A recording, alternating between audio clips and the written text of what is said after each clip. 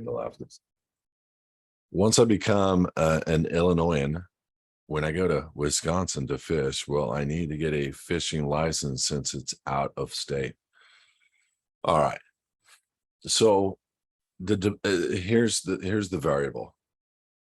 The public land is owned by the United States government that is in receivership. Okay.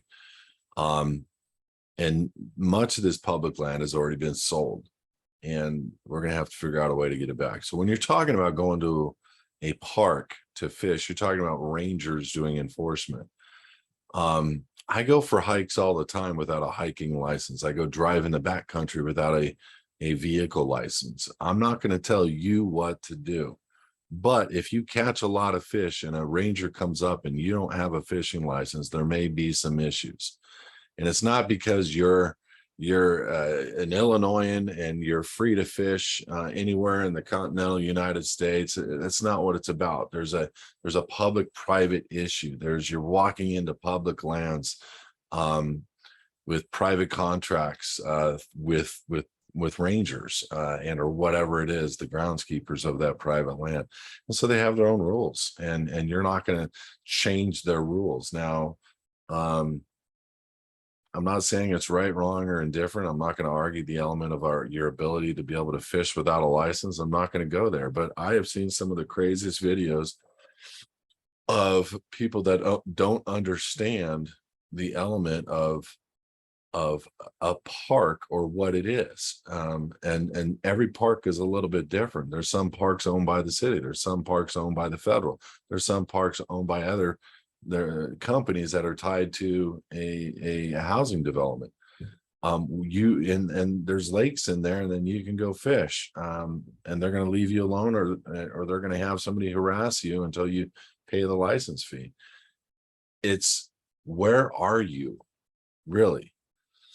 If it were me, I'd be on BLM land and I'd go find a little river stream and hit it. And I wouldn't worry about a license.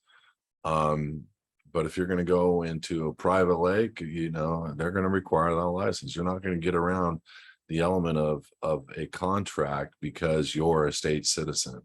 You have to be able to work in that public-private venue mentality, because you don't want to get cuffed. They're arresting people over their thought process of being able to fish anywhere they want. They're arresting people over the thought process of being able to pitch a tent anywhere they want. They don't understand the land that is underneath their feet, or who it's been sold to, or who it's been contracted to, or what the rules are. And they for sure don't understand what a state citizen is. So let's be wise as a serpent and soft as a dove, and make sure that we don't necessarily offend, but at the same time hold your rights. And so BLM land in the middle of nowhere, I shoot, I camp, I fish. I mean, I don't camp, but I glamp, fish. I won't ever get a license, but that doesn't mean you shouldn't, depending on where you're at.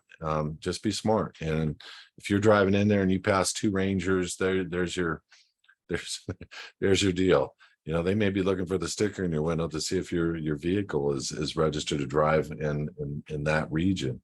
But I was so far back in the country one time that what are they going to do? I'm like, I was very kind. Hey, do you want me to pay the $60 to you, and you can give me the license or whatever? And so it was kind of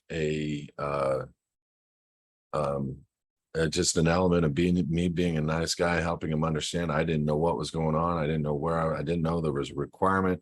No, I didn't see the sign coming in. I didn't even know I had to get the vehicle registered. I thought this was public land. I thought my rights were this way.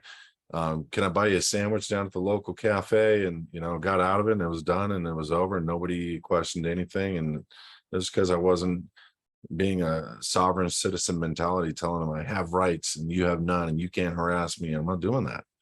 I don't want to play the game on the side of the road with a wannabe law enforcement officer or a law enforcement officer.